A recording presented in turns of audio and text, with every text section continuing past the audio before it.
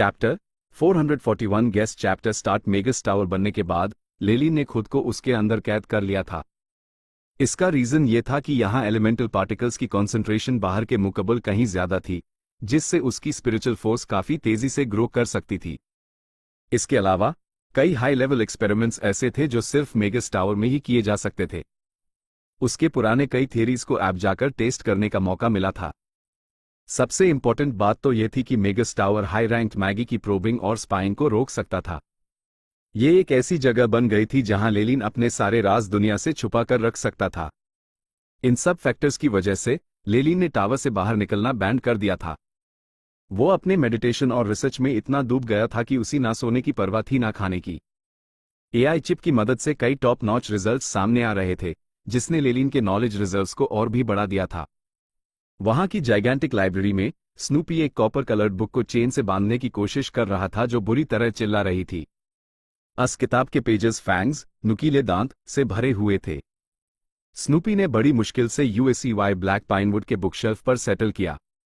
एक मेगस की library natural तौर पर बहुत हाई एनरिचिंग होती है, जो उसके ओनर की नॉलेज का असली खजाना दिखाती है। भले ही लेलिन के पास एआई चिप था, पर उसने पहले हाई साउथ कोस्ट और ट्विलाइट जोन से इतनी किताबें कलेक्ट कर ली थी कि पूरी जगह भर गई थी। ए फ्लैट उन्हें ढंग से अरेंज करने और जॉनर्स के हिसाब से सॉर्ट करने का वक्त था। इसके अलावा सेंट्रल कॉन्टिनेंट भी बहुत बड़ा था और यहाँ की नॉलेज और भी शॉकिंग थी।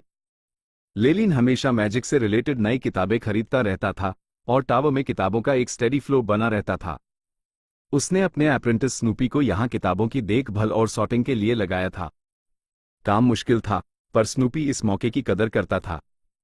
टावर के अंदर एनर्जी पार्टिकल्स की हाई कॉन्सेंट्रेशन तो थी ही, साथ ही इतनी सारी बुक्स को फ्रीली पढ़ने का मौका मिलना उसके लिए किसी सपने से कम नहीं था। अगर वो दिन रात भी पढ़ता, तब भी वो लेलिन के कलेक्शन का एक छोटा सा हिस्सा हाई कवर कर पाता। ए फ्लैट यूएसईवाई एहसास हो रहा था कि उसके मेंटर की नॉलेज कितनी गहरी है। इन्फॉर्मेशन का ये टेरिफाइंग एक्यूमुलेशन हाई यूएसईवाई लेलिन की रिस्पेक्ट करने पर मजबूर कर देता था। इसी वक्त लाइब्रेरी के एक रूम में लेलिन एक बड़े स्टडी डेस्क पर बैठा था। उसके हाथ में क्विल थी और वो बिजली की रफ्तार से लिख रहा था। हर सेकंड में दर्जनों कैरेक्टर्स जोते जा रहे थे। उसकी एस्टोनिशिंग स्पीड और स्पेल्स के कोऑर्डिनेशन ने एक ऐसा मिरेकल कर दिखाया था जो उसकी पिछली जिंदगी में नामुमकिन था। उसकी इल्म में ब्लू लाइट चमक रही थी और वर्ड्स अनसीसिंगली स्क्रीन पर आ रहे थे। वो एक्चुअली एआई चिप में रिकॉर्ड की गई सारी इंफॉर्मेशन को रेप्लिकेट कर रहा है। चलो, हो गया। लेलिन ने डेस्क पर बिखरे हुए पर ऑर्गेनाइज्ड डॉक्यूमेंट्स को देखा और उसके चेहरे पर एक सेटिस्फैक्शन थी। इकोलॉजिकल गार्डन का पूरा एक्सपेरिमेंटल डेटा रेप्लिकेट हो चुका है। रही बात इनकी, क्विकसैंड कास्टल में लेलिन का सबसे बड़ा फायदा ब्लड वल्चर्स से मिला सामान था, लेकिन उसी लेबोरेटरी में काफी मिसलेनियस डाटा भी मिला था। कोर इन्फॉर्मेशन और रिसेप्टर मॉडल ना होने की वजह से वो डाटा पहले रेप्लिकेट नहीं हो पा रहा था। लेकिन बाद में मिले फायदों ने लेलिन को एक उम्मीद की किरण दी थी। अस ग्रीन स्किन बार्बेरियन मेगस के स्पेशल पाउच में, जिसे लेलिन ने कर्स से बचाया था, उसी कुछ फ्लॉड रिसर्च डाटा और नोट्स माइल थे। ऐसा लग रहा था कि बाहर के सकल्स की फोर्सेस ने भी एक्सप्लोरेशन के वक्त कुछ डेटा हासिल किया था। भले ही दूसरी पार्टी इस इंफॉर्मेशन को एनालाइज नहीं कर पाई थी, पर एआई चिप के सपोर्ट से लेलिन की डिटेक्टिव एबिलिटी बहुत स्ट्रांग थी। उसने तुरंत समझ लिया कि इस डाटा और उसके कलेक्ट किए गए एक्सपेरिमेंटल इंफॉर्मेशन के बीच क्या कनेक्शन है। अगर वो गलत नहीं था, तो वो टूटा फूटा जर्नल जो यूएसईवाई बार्बेरियन मेगस से मिला था, वही कोर डेटा था जो लेबोरेटरी में मिसिंग था। भले ही वो कंप्लीट नहीं था, पर अगर लेलिन के पास थोड़ा सा भी डाटा हो, तो वो बाकी की इंफॉर्मेशन सिम्युलेशंस और डिडक्शंस के जरिए निकाल सकता था। ये बस वक्त की बात थी।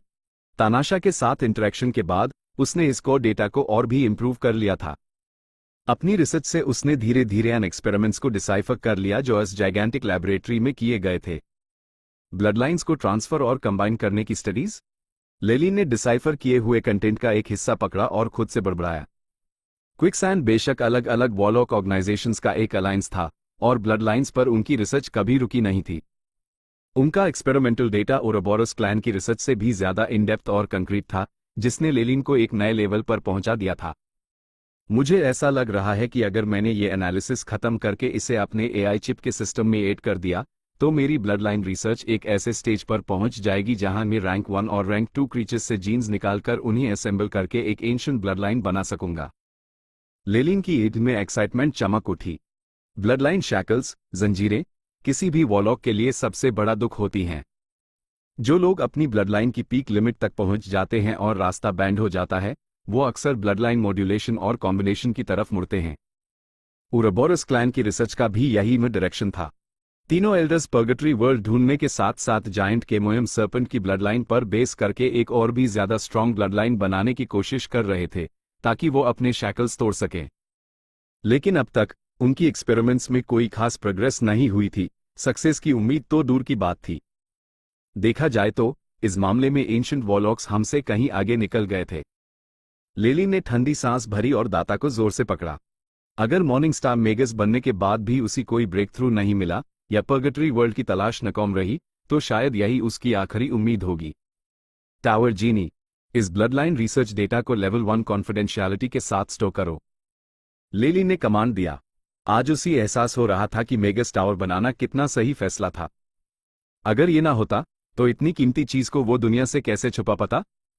खाना खाने के बाद जैसे ही लेलिन अपनी रिसर्च शुरू करने वाला था, टावर जिनी उसके सामने प्रकट हुआ। मास्टर, मेगस टावर के साउथ ईस्ट में लगभग 200 किलोमीटर दूर एक स्ट्रॉन्ग रेडिएशन डिटेक्ट हुई है। एस्टिमेटेड रैंक 3 यार्स से ऊपर का मेगस है। डिटेक्शन रंगे के मामले में मेगस टावर एआई चिप से कहीं आगे था। यही वजह है कि मैगी अपनी टेरिटरी में टावर बनाते हैं। पूरी टेरिटरी पर कंट्रोल होना और हर चीज पर नजर रखना उन्हें एक अलग हाई पावर का एहसास दिलाता है। हान्य, एक्यूरेसी के मामले में मेगस टावर एआई चिप का मुकाबला नहीं कर सकता था। अभी यह सिर्फ एनर्जी स्पाइक स्कैन कर सकता था, पर यह नहीं बता सकता था कि कितने लोग हैं या उनका जेंडर क्या है। लेलिन को इसकी ज्यादा चिंता नहीं थी। मॉर्निंग स्टार मैगी के टावर्स में भी उसका टावर सेंट्रल कॉन्टिनेंट में सबसे बेस्ट था। जैसे जैसे दुश्मन करीब आएंगे, स्कैन की एक्यूरेसी बढ़ती जाएगी और इमेज साफ हो जाएगी। ये तो वो लोग हैं। लगता है मुझे थोड़ी देर के लिए बाहर जाना पड़ेगा। लेलिन ने स्क्रीन पर दो सिलुएट्स को देखा और खड़ा हो गया। उसी हल्का सा हेडेक महसूस हो रहा था। इसी वक्त केशा एक और फीमेल वॉरलॉक के साथ ऑनिक्स कैसल पहुंची थी। कुबलर, जो बटलर की यूनिफॉर्म में था, ने अपना सिर झुकाया। डिस्टिंग्विश्ड मार्क्विस केशा, मेरे मास्टर अभी टावर में एक्सपेरिमेंट्स कर रहे हैं। आप यहां रेस्ट कीजिए, मैं उन्हें तुरंत इन्फॉर्म करता हूं। एक मनकेस्ट्रे ब्लड लाइन वॉरलॉक होने के नाते उरोबोरस क्लैन में उसकी पोजीशन काफी नीचे थी। वो केशा जैसे हाई रैंक्ड मैगी को सिर्फ दूर से एडमायर हाई कर सकता था। अगर वो लेलिन का वसल ना होता तो उसी बात करने का मौका तक नहीं मिलता। उसकी जरूरत नहीं है। वो आ गया। केशा ने हाथ हिलाया और दूर से एक साया उनकी तरफ आ रहा था। ही, सीनियर को मुझसे मिलने का वक्त कैसे मिल गया? लेलिन जमीन पर उतरा, उसके रोब्स हवा में लहरा रहे थे। उसने केशा को रिस्पेक्ट दी और फिर दूसरी फीमेल वॉरलॉक की तरफ देखा। अस वॉरलॉक के बाल वाटरफॉल की तरह काले और कमर तक लंबे थे। यह जायंट केमोएम सर्पेंट ब्लड लाइन के डार्कनेस एलिमेंट का असर था, पर यह लेलिन के ब्यूटी स्टैंडर्ड्स पर एकदम फिट बैठता था। उसकी फेयर स्किन और वलप्चुअस बॉडी किसी भी मर्द को दीवाना बना सकती थी, पर लेलिन को उसकी वाइल्ड और रेकलेस पर्सनालिटी सबसे ज्यादा याद थी। मेरे कास्टल में आपका भी स्वागत है, मार्क्वस फ्रेया। लेलिन की स्माइल थोड़ी फोर्स्ड थी। केशा ने सोशल फॉर्मेलिटीज की परवाह नहीं की और आगे बढ़कर लेलिन को एक पैशनेट हक दिया। लेलन, पिछली बार मेरी जान बचाने के लिए मैंने तुम्हें थैंक यू नहीं कहा था। पहले मैंने सोचा था कि तुम्हारे टावर के कंस्ट्रक्शन में हेल्प करूंगी, पर अब देखकर लग रहा है कि तुम मुझसे कहीं ज्यादा अमीर हो। उसने ठंडी सांस भरी और थोड़ी जेलस होकर टावर की ग्रांजर को देखने लगी।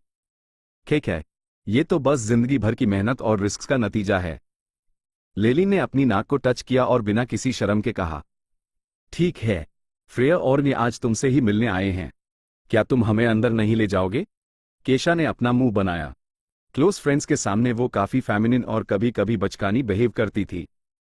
बेशक, क्यों नहीं, ये तो मेरे लिए खुशी की बात होगी। प्लीज। लेलिन ने केशा के साथ आम नाम होकर उसी अंदर इनवाइट किया। अपने क्लोज मैगी को टावर दिखाना या वहां रिसर्च के लिए इनवाइट करना बॉन्ड स्ट्रॉन्ग करने का एक तरीका होता है। लेलिन ने भी वही किया। टावर जिनी की वजह से वो चीजें जो लेलिन छुपाना चाहता था, उन्हें ढूंढना किसी मॉर्निंग स्टार मेगस के लिए भी नामुमकिन था। इसलिए उसे अपने राज खुलने का कोई डर नहीं था। स्टोरी और lore breakdown 1 what really happened. Lelin ने मेगस टावर बनवा कर खुद को आइसोलेट कर लिया है। ये सिर्फ प्राइवेसी के लिए नहीं, बल्कि ग्रोथ के लिए जरूरी था। यहाँ उसने एआई चिप की मदद से वो सारा डेटा ऑर्गेनाइज किया है जो यूएसईवाई क्विकसैंड कास्टल और ग्रीन स्किन बार्बेरियन से मिला था। यूजी रियलाइज हुआ है कि उसके पास ऐप ब्लड लाइन मैनिपुलेशन की वो टेक्निक्स हैं जो शायद उसके क्लैन के एल्डर्स के पास भी नहीं हैं। 2. Power system explanation elemental particle concentration. Tower के अंदर मैजिक एनर्जी पार्टिकल्स बाहर से कहीं ज्यादा डेंस होती है, जो मेडिटेशन और स्पिरिचुअल फोर्स बढ़ाने में बूस्ट देती है। Blood line shackles. हर वॉलॉक एक लिमिट तक हाई ग्रो कर सकता है जो उसकी ब्लड लाइन डीएनए डिसाइड करती है।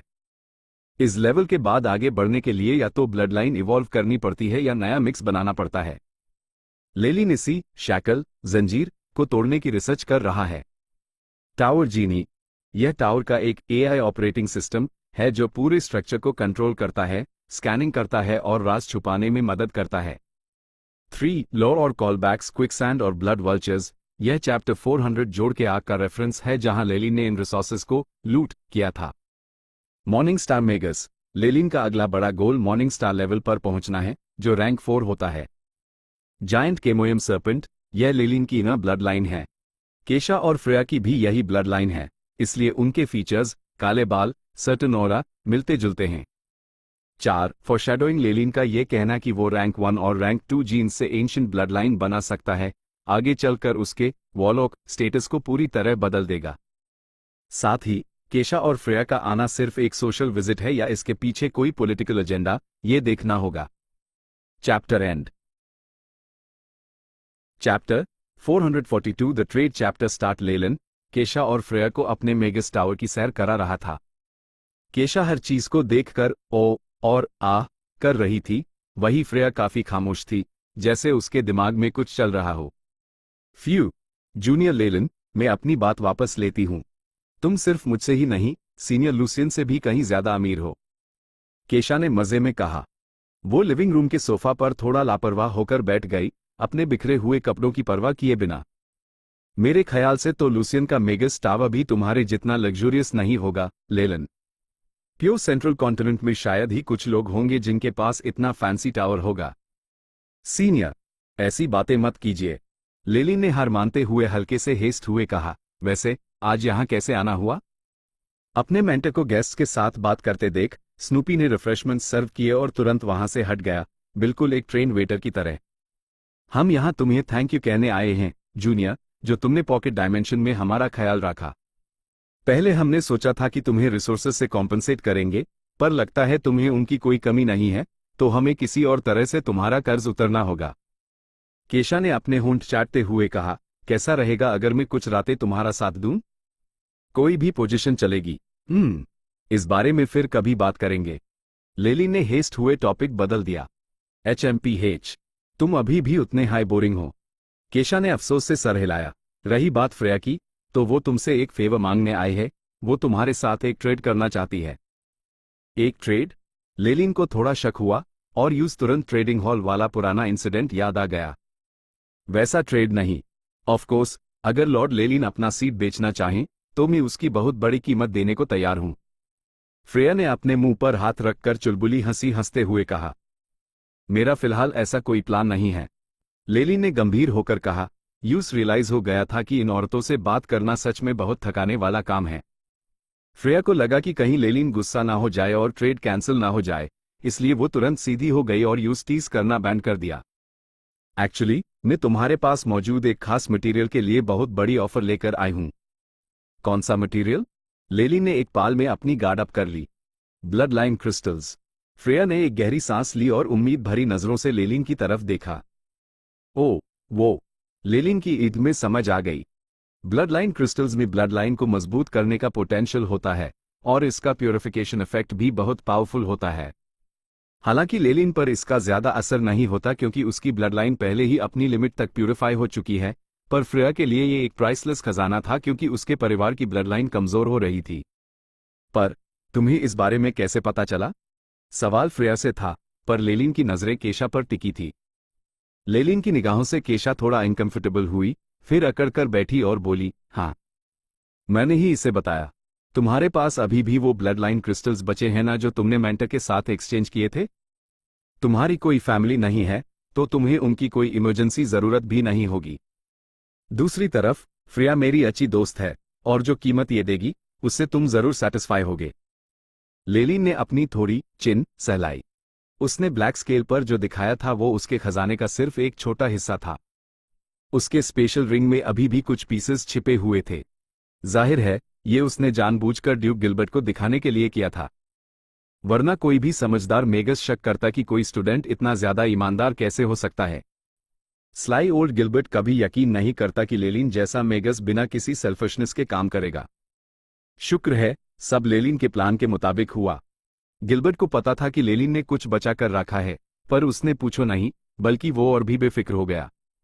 लेलिन का वो छोटा सा हिस्सा गिलबर्ट के लिए कोई बड़ी बात नहीं थी, पर लगता है गिलबर्ट ने इसकी खबर फैला दी थी, वरना केशा को कभी पता नहीं चलता। Blood line crystals. मेरे पास एक आखिरी पीस बचा है, पर तुम्हें इसकी वैल्यू अच्छी तरह पता होनी चाहिए। तुम इसके लिए कितना पे कर सकती हो?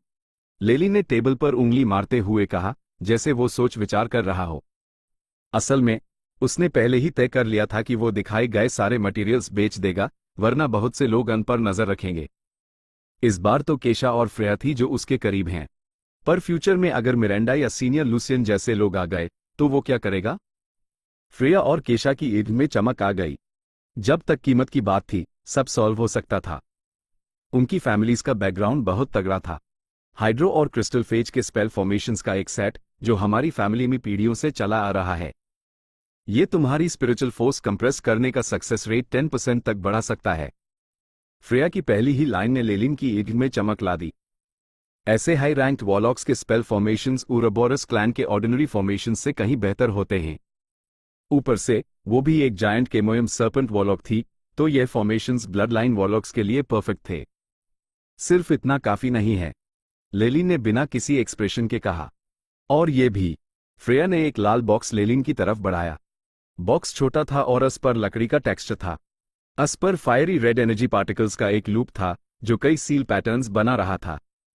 क्या? लेलिन ने अपनी आईब्रोज उठाई और बॉक्स पर हल्के से फूंक मारी। Whoosh! Black darkness energy particles निकले और बॉक्स की सील एक एक करके टूटने लगी। बिल्कुल एक क्रिस्टल फेज मेगस जितनी ताकत। केशा डांग रह गई, तुम्हारे मेगस टावर का एम्प्लीफिकेशन सच में टेरिफाइंग है। फ्रेया भी हैरान थी। उसने जानबूझकर सील छोड़ी थी ताकि वो लेलिन को टेस्ट कर सके, पर लेलिन की एबिलिटीज उसकी उम्मीदों से कहीं ज्यादा थी। असल में टावर के अंदर लेलिन ना सिर्फ क्रिस्टल फेज जितना पावर दिखा सकता था, बल्कि एनर्जी पूल से अपनी माना को रिचार्ज भी कर सकता था। उसका मैजिक पावर एंडलेस था। अगर कोई एवरेज क्रिस्टल फेज मेगस यहां आता तो वो लेलिन से लड़ते लड़ते अपनी सारी स्पिरिचुअल फोर्स खत्म कर देता। इस टावर की रंगे में लेलिन सिर्फ मॉर्निंग स्टार मैगी से डरता था। लेलिन ने बॉक्स खोला। बॉक्स के नीचे प्योर व्हाइट वेलवेट की एक लेयर थी और उसके बीच में एक लाल रंग का ऑक्टैगोनल जेमस्टोन था। उसमें कुछ गोल्डन रून्स किसी टैडपोल की तरह घूम रहे थे। Holes Zuo, rarity, 3 ancient wonders items में से एक। यह ब्लड लाइन वॉलॉक की स्पिरिचुअल फोर्स कंप्रेशन को बूस्ट करता है और हाइड्रोफेज में अपग्रेड होने का सक्सेस रेट 50% बढ़ा देता है। एआई चिप ने तुरंत सारी जानकारी लेलिन के दिमाग में भेजे दी। ये तो हॉल्स जूल है। लेलिन अपनी खुशी छुपा नहीं पाया। क्या ये मटेरियल्स एंशिएंट टाइम से हाई खत्म नहीं हो गए थे? इस जेमस्टोन और हाइड्रोफेज फॉर्मेशन के साथ जब उसकी स्पिरिचुअल फोर्स काफी हो जाएगी, वो बिना किसी रुकावट के हाइड्रोफेज में एंटर कर जाएगा। ये चीज उसके लिए बहुत जरूरी थी। लेलिन ने अपनी करंट स्टेट चेक की। Lelin Falier, rank 3 warlock, vapour phase, spiritual force 251.7। Hydrophase के लिए कम से कम 300 स्पिरिचुअल फोर्स चाहिए होगी। लेलिन को एआई चिप के दाता से याद आया। और लेमिया फिंगरबोन के साथ अगर मैं अपनी ब्लड लाइन को आर्टिफिशियली बूस्ट करूं तो अगले कुछ सालों में मैं वहां तक पहुंच सकता हूं। एक मेगस के रास्ते में 2 ही रुकावटें होती हैं, स्पिरिचुअल फोर्स जमा करना और बॉटलनेक तोड़ना। फ्लैट जब बॉटलनेक का सोल्यूशन फ्रेया ने दे दिया था तो बस स्पिरिचुअल फोर्स एक्यूमुलेट करनी बची थी। ये तो खुशी की बात थी। हालांकि लेलिन ने सीरियस दिखने की कोशिश की, पर फ्रेया ने उसके चेहरे पर खुशी की चमक देख ली थी। लगता है सर लेलिन को यह आइटम पसंद आया है, वो प्यारी सी हंसी हंसते हुए बोली। हाँ, हॉल्स जूल किसी भी वेपर फेज मेगस को पागल करने के लिए काफी है। लेलिन ने हाँ में सर हिलाया। वैसे क्या मैं जान सकता हूं कि तुम्हें यह कहां मिला? हॉल्स जूल तो सी ऑफ जेमस्टोन्स के खत्म होने के साथ ही गायब हो गए थे। लेलिन ने अपना शक जाहिर किया। सी ऑफ जेमस्टोन्स बहुत पहले गायब हो गया था, पर एंशिएंट टाइम्स में तो था। फ्रेया मुस्कुराई, अगर तुम एंशिएंट रूइंस ढूंढ लो तो यह जेमस्टोन्स मिलना मुमकिन है। तो ये था उनके पिछले मिशन का मकसद। ये सोचकर कि वो लोग कितनी बुरी तरह जख्मी होकर लौटे थे, लेलिन को एहसास हुआ कि यह जेमस्टोन कितनी मुश्किल से मिला होगा। मैं पहले इसे तुम्हें बिना किसी कंडीशन के देना चाहती थी, लेकिन फ्रेया ने अफसोस जताया, पर लेलिन अंदर डर गया। शुक्र है उसके पास वो क्रिस्टल्स थे जो फ्रेया को चाहिए थे, वरना अगर वो इसे गिफ्ट की तरह देता तो लेलिन के लिए माना करना मुश्किल हो जाता। एक बार वो एहसान ले लेता तो धीरे धीरे वो उस अपने परिवार के जाल में फंसा लेती जब तक वो उससे शादी ना कर लेता। मैगी की हिस्ट्री में ऐसे बहुत से काबिल लोग थे जिनका बैकग्राउंड नहीं था और उन्हें इसी तरह बड़ी फैमिलीज में शादी करने के लिए ललचाया गया। हालांकि दोनों साइड्स खुश रहती हैं, पर लेलिन जैसा नहीं था। स्टोरी और lore breakdown 1 what really happened. यहाँ फ्रेया और केशा लेलिन के नए मेगस टावर में आए हैं। फ्रेया का असली मकसद लेलिन से ब्लडलाइन क्रिस्टल्स लेना है ताकि वो अपने परिवार की गिरती हुई ब्लडलाइन को बचा सके। बदले में उसने लेलिन को हॉल्स ज्यूल दिया है, जो एक बहुत हाई रे एंशिएंट आइटम है। फ्रेया ने शुरुआत में थोड़ा फ्लर्ट करके और एहसान दिखाकर लेलिन को अपने परिवार क्लैन से जोड़ने की कोशिश की थी, पर लेलिन ने ट्रेड करके सिचुएशन को प्रोफेशनल रखा। 2 power system explanation hydrophase advancement. Rank 3 warlock जब अपनी स्पिरिचुअल फोर्स को वेपर्स भाप से लिक्विड पानी में कन्वर्ट करता है तो यूज हाइड्रोफेज कहते हैं। इसमें फेलियर का डर होता है। हॉल्स ज्यूल ये एक एंशिएंट आर्टिफैक्ट है जो इस कंप्रेशन प्रोसेस का सक्सेस रेट 50% तक बढ़ा देता है। बिना इसके एडवांसमेंट में सालों लग सकते हैं और जान का खतरा भी हो सकता है। Magus tower amplification. एक मेगस अपने टावर के अंदर नॉर्मल से कहीं ज्यादा पावरफुल होता है। लेलिन अभी वेपर फेज में है, पर टावर की वजह से उसकी पावर क्रिस्टल फेज, जो उससे एक लेवल ऊपर है, जितनी लग रही है।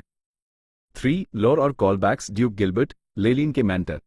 लेलिन ने जानबूझकर गिल्बर्ट के सामने दिखाया था कि उसने कुछ क्रिस्टल्स छुपा कर रखे हैं ताकि वो नॉर्मल और थोड़ा सेल्फिश लगे, क्योंकि मैगी कभी पूरी तरह शरीफ नहीं होते।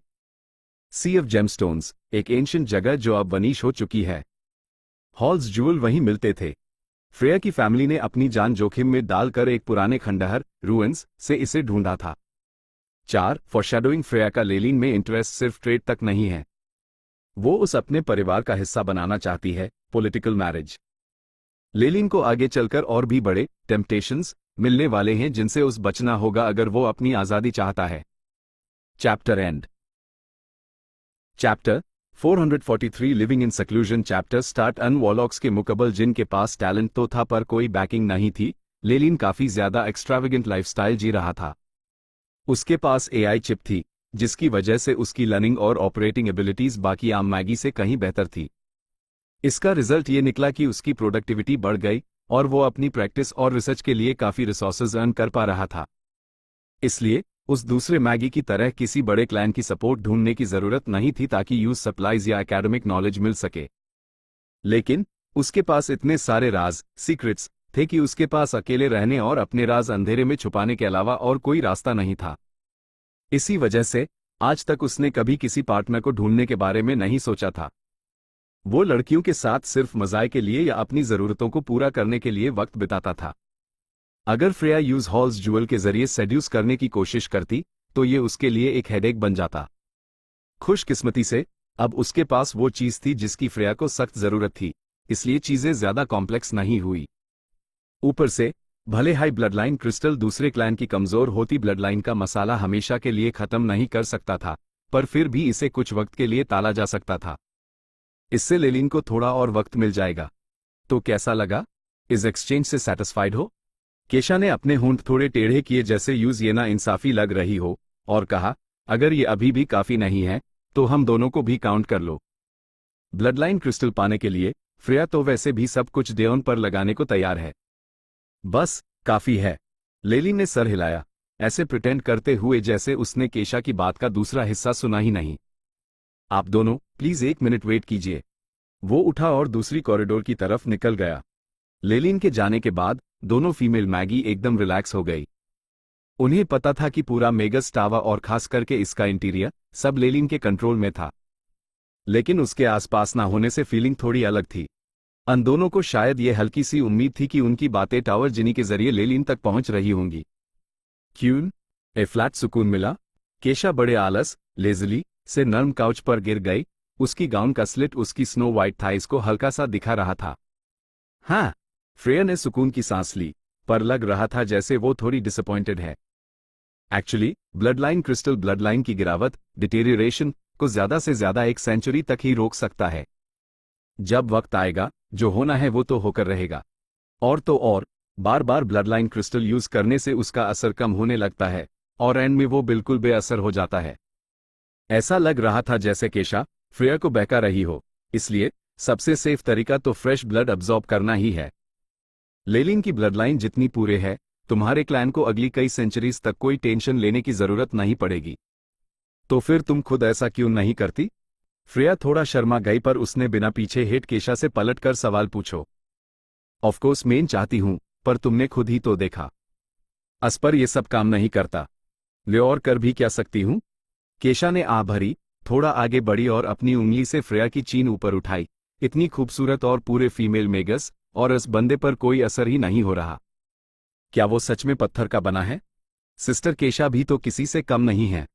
फ्रेया की ईद में एक हल्की सी मुस्कुराहट चमकी और उसने केशा की कमर पर अपने दोनों हाथ रख दिए। लगता है इस बार मुझे तुम्हें एक सबक सिखाना पड़ेगा। केशा मुस्कुराई और उसने फ्रेया के होंठ चुम लिए। उद्धरण चिन्ह dot dot dot dot dot dot उद्धरण चिन्ह। लेलन, जो ये सब टावर जिनी के जरिए देख रहा था, थोड़ा हैरान रह गया। ये औरतें वैसे काफी वाइल्ड और नॉटी थी, और उस प्रवोक करने के लिए किसी भी हद तक जा सकती थी। बैड किस्मती से लेलिन सिर्फ देख सकता था, उन्हें छू नहीं सकता था। यूज अपनी ब्लडलाइन पर कंट्रोल रखना था, जिसकी वजह से वो थोड़ा डिप्रेस्ड फील कर रहा था। लेकिन लेलिन ने शैतानी से मुस्कुराया। पहले वो औरतों के साथ सोने से डरता था क्योंकि उस खौफ था कि वो टेक्निक्स और स्पेल्स यूज करके उसकी ब्लडलाइन चुरा लेंगी। लेकिन जब से यूज क्विक्सैंड कैसल से ब्लडलाइंस की कंपोजिशन का रिसर्च डेटा मिला था, उसकी ब्लडलाइन की नॉलेज काफी बढ़ गई थी। अगर यूज थोड़ा और वक्त मिले तो वो डेफिनेटली एक ऐसी टेक्निक डेवलप कर लेगा जिससे उसका सीड लीक नहीं होगा और उसकी ब्लडलाइन का सोर्स सेफ रहेगा। अगर इसे एआई चिप के साथ कंबाइन किया जाए तो भले ही वो औरतें उसकी ब्लडलाइन की कितनी भी लालची हों, उन्हें उससे कुछ नहीं मिलने वाला। जब वो वक्त आएगा तो उन औरतों की शक्ल देखने लायक होगी जो ब्लड लाइन पाने के लिए अपना नुकसान करवा चुकी होंगी। पर अभी के लिए स्क्रीन पर वो सेक्सी सीन देखकर लेलिन के अंदर एक हल्की सी तपन, एंगर, हीट उठने लगी। लगता है उस कुबलर को ऑर्डर देना पड़ेगा कि वो कुछ खूबसूरत फीमेल स्लेव्स खरीद कर लाए ताकि उसके अंदर की यह आग ठंडी हो सके। लेलिन अपने साथ कभी ना इंसाफी नहीं करता था। उसके पास जो भी हो वो सबसे बेस्ट होना चाहिए, चाहे वो कोई भी एस्पेक्ट हो। आखिर ऐसी इटर्नल लाइफ का क्या फायदा अगर वो दुनिया की खुशियों का मजा ना ले सके? भले ही उसका दिल वहां जाने का कर रहा था, पर लेलिन ने एक जेंटलमैन की तरह 10 मिनट इंतजार किया और फिर लिविंग रूम में एंटर हुआ। लिविंग रूम पहले ही साफ सुथरा हो चुका था और दोनों औरतों के कपड़े एकदम नीट द अन पर धूल का एक जरा तक नहीं था। उनके एक्सप्रेशंस इतने कामद जैसे उन्होंने पूरे वक्त सिर्फ उसका इंतजार किया हो। लेलिन मुस्कुराया और उसकी नाक हल्की सी फड़फड़ाई। उसने हवा में एक खास खुशबू महसूस की, एक ऐसी महक जिससे वो अच्छी तरह वाकिफ था। उसकी हरकत देखते ही केशा और फ्रेया थोड़ा ब्लश करने लगी। जब लेलिन ने देखा कि केशा गुस्से में बस फटने ही वाली है, तो वो हंस पड़ा और अपनी साइलेंट छेड़खानी बैंड कर दी। उसने राउंड टेबल पर एक सिल्वर ट्रे रखी। ये ब्लडलाइन क्रिस्टल मेरे इन्वेंट्री का आखिरी पीस है। अगर मेरा अपना कोई परिवार, फैमिली होता तो मैं इसे एक्सचेंज के लिए कभी बाहर नहीं नया होता। जैसे ही उसने ये कहा, दोनों औरतों की नजरें इस ब्लडलाइन क्रिस्टल से निकलने वाली गहरी लाल स्कारलेट रोशनी पर जम गई। हम तुम्हारी इस जेनरोसिटी के लिए काफी शुक्रगुजार हैं। उम्मीद है कि हमारी दोस्ती हमेशा ऐसे ही बरकरार रहेगी। जब बात बिजनेस की आई तो फ्रेया के चेहरे से शर्म गायब हो गई और उसकी जगह एक बहुत हाई सीरियस एक्सप्रेशन ने ले ली। हाँ हाँ, केशा ने पास ही सर हिलाकर हाँ में हाँ मिलाई और लेलिन की तरफ उम्मीद भरी नजरों से देखा। मैंने मेंटर गिलबर्ट से सुना था कि तुम इस वक्त काफी छलक, डिसऑनेस्ट निकलने और तुमने एंशिएंट क्रीचर्स के कुछ कीमती रिमेन्स छुपा लिए थे। चलो अब हमें भी दिखाओ। लेलिन ने अपनी इस सीनियर को देखा जिसकी ईर्ष्या चमक रही थी। उसने अपना सर झटका और हल्का सा मुस्कुरा कर रह गया। लेलन, मेंटर ने कहा है कि आजकल थोड़ा संभाल कर रहना। अगर कोई जरूरी काम ना हो तो उरोबोरस क्लैन की बाउंड्रीज से बाहर मत निकलना। जाते वक्त केशा ने लेलिन के कान में धीरे से कहा। क्या? लेलिन थोड़ा चूक गया, पर उसने तुरंत खुद को संभाला और पूछो, क्या ये डेमन हंटर सिरिल की वजह से है? वही बात है। वो आखिर एक मॉर्निंग स्टार मेगस है, और सिर्फ उसके अटैक करने के इरादे, इंटेंशंस से ही कई ऐसे मैगी जो उसकी नज़र में आना चाहते हैं, उसके कहे बिना ही तुम्हारे पीछे पड़ जाएंगे। खासकर नेफास के मैगी, वो लोग तो बिल्कुल पागल हैं। केशा के चेहरे पर एक फीकी मुस्कुराहट आई। सिर्फ तुम ही नहीं, मेंटर ने मुझे और रोबिन को भी यही ऑर्डर दिया है। एक लंबी खामोशी के बाद लेलिन ने मुस्कुरा कर सर हिलाया। दिल समझ गया। वैसे भी मैं कुछ वक्त से ब्रेक लेना चाह रहा था। मेगस टावर भी अभी नया बना है, और मैंने अभी तक कोई एक्सपेरिमेंट्स शुरू नहीं किए हैं। अगली कुछ डेकेड्स तक मैं यहां से कहीं नहीं जा रहा। चलो, ये तो अच्छी बात है। केशा को यही डर था कि उसका ये जूनियर अपने जवानी के जोश में कहीं बाहर जाकर मुसीबत न मोल ले ले। पर लगता है लेलिन काफी समझदारी से काम ले रहा था। यूं सुकून मिला। उसने लेलिन को हक किया और फ्रेया के साथ वहां से निकल गई। जैसे ही उन दोनों की परछाई नजरों से ओझल हुई, लेलिन की मुस्कुराहट गायब हो गई और उसका चेहरा डार्क और ग्लूमी हो गया। Morning star magus Cyril. वो इस दुनिया में आने से पहले ही एक एडल्ट था, और उसके एक्सपीरियंस किसी भी दूसरे मेगस से कहीं ज्यादा थे। नेचुरली, वो गुस्से में आकर बेवकूफों की तरह बाहर निकलकर अपनी जान खतरे में नहीं डालेगा। ऐसा काम सिर्फ एक पागल ही कर सकता है। जब पीछे हटने का वक्त हो, तो लेलिन को कछुए की तरह अपने शेल में छुपने में कोई शर्म नहीं थी। रही बात रेपुटेशन और इज्जत की, जब जान ही खतरे में हो, तो ये सब मायने नहीं रखता। लेकिन लेलिन को मॉर्निंग स्टार मेगस की इस घटिया हरकत और पुरानी दुश्मनी पलने की आदत पर काफी गुस्सा था, खासकर जब उसने याद किया कि कैसे उसने बिना अपनी इज्जत की परवाह किए इस पर अटैक किया था। अगर उसने पहले से तैयारी ना की होती और मेंटर गिलबर्ट की हेल्प ना मिलती, तो लेलिन वही मर जाता। ग्रेट मॉर्निंग स्टार मेगस आसमान के सितारे की तरह होते हैं, चमकदार और रेडिएंट, जैसे हमेशा रहेंगे।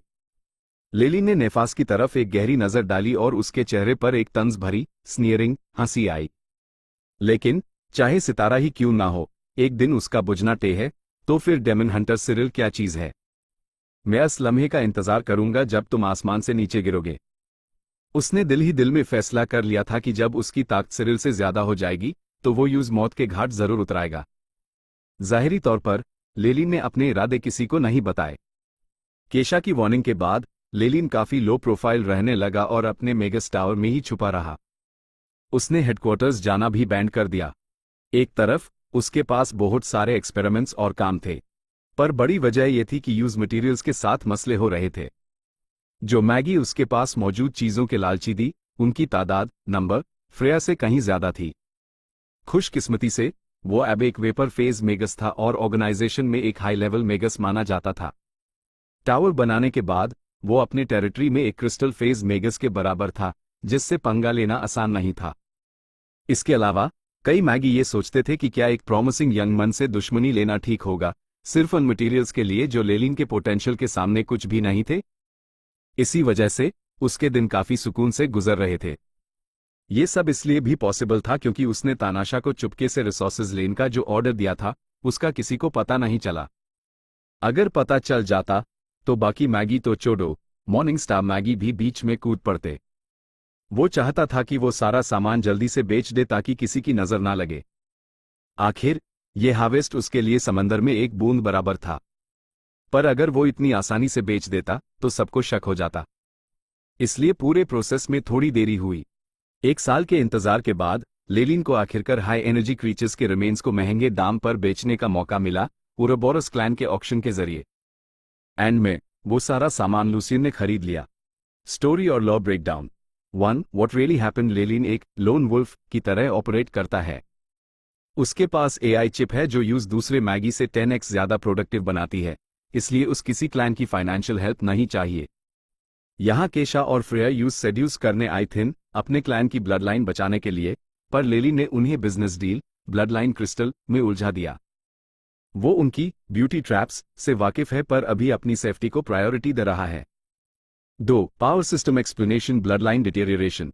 वॉरलॉक क्लैन्स में वक्त के साथ उनका खून, ब्लड लाइन, कमजोर होने लगता है, जिससे उनकी ताकत खत्म हो जाती है। Blood line crystal. ये एक रेयर आइटम है जो इस प्रोसेस को टेम्पररी, अप्रॉक्स 100 ईयर्स रोक सकता है। मेगस टावर, एक मेगस का किला। अपने टावर के अंदर एक मेगस की पावर एक्सपोनेंशियली बढ़ जाती है। लेलिन अभी वेपर फेज है पर टावर में वो क्रिस्टल फेज जितना स्ट्रांग है।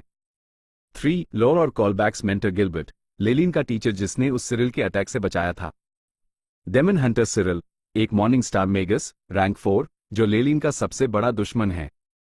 उरोबोरस क्लैन, वॉलॉक्स का वो ग्रुप जिसमें लेलिन फिलहाल है। 4. फॉरशैडोइंग, लेलिन ने मन बना लिया है कि वो सिरिल को मारेगा।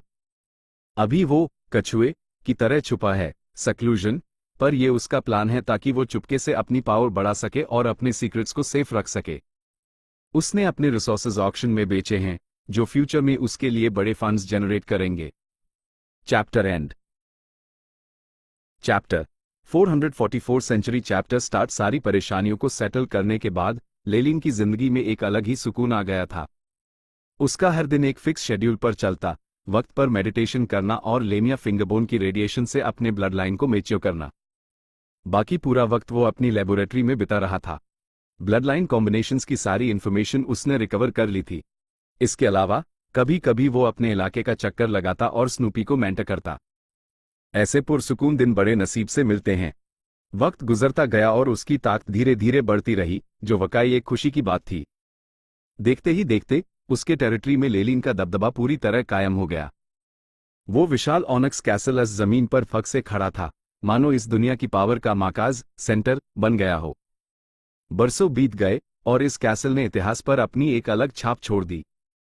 ये कास्टल सिर्फ मजबूत ही नहीं था, बल्कि अब इसके साथ एक पुराना इतिहास भी जुड़ गया था, एक ऐसी शान जो सिर्फ असली खानदानी नोबिलिटी कासल्स में ही देखने को मिलती है। बस एक ही चीज थी जो नहीं बदली, पास ही में खड़ा विशाल मेगस टावर, जिसकी चमक हमेशा की तरह बरकरार थी। टावर के अंदर लेलिन एक बड़े एक्सपेरिमेंटल डेस्क पर आधा नंगा लेटा हुआ था, उसके मसल्स साफ नजर आ रहे थे। कुछ रोबोटिक आर्म्स उसके ऊपर एक ट्रांसलूसेंट क्रिस्टल बॉल पकड़े हुए थी, जिसमें से निकलने वाली खून जैसी लाल किरणें उसके शरीर को स्कैन कर रही थी। उसने अपनी ईंट बैंड कर रखी थी, जैसे कुछ महसूस करने की कोशिश कर रहा हो।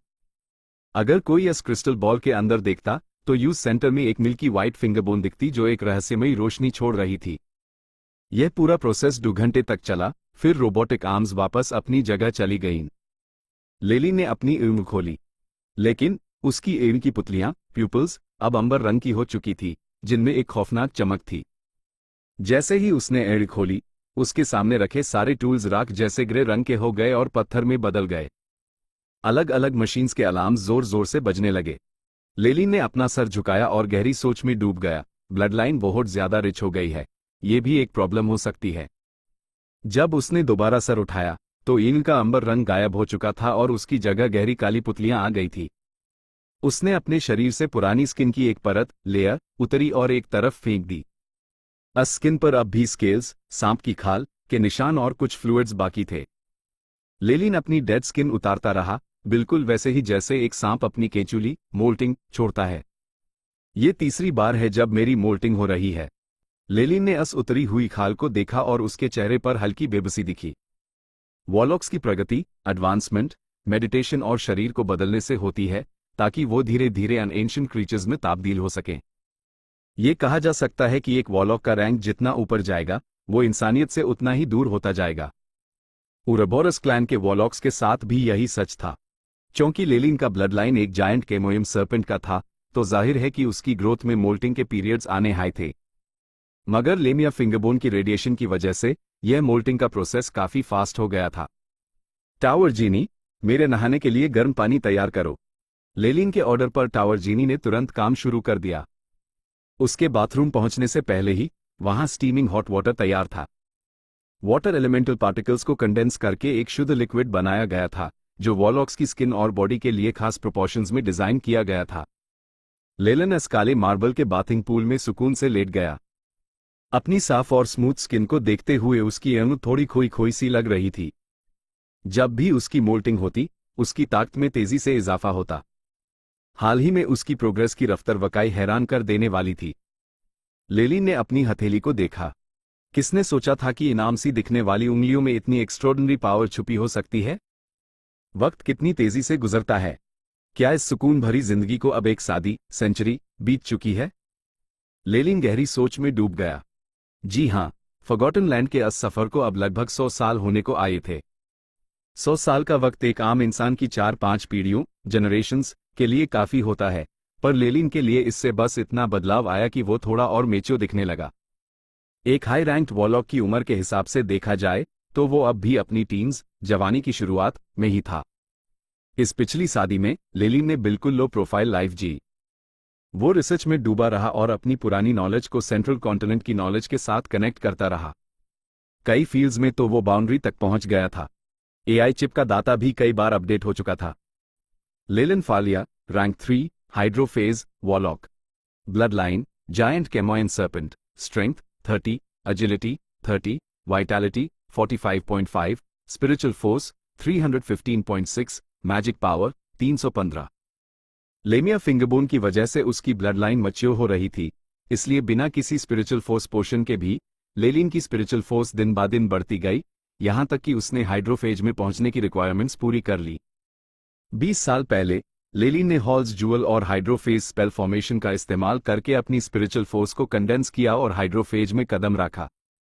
ब्लडलाइन मैचुरेशन के और भी फायदे थे।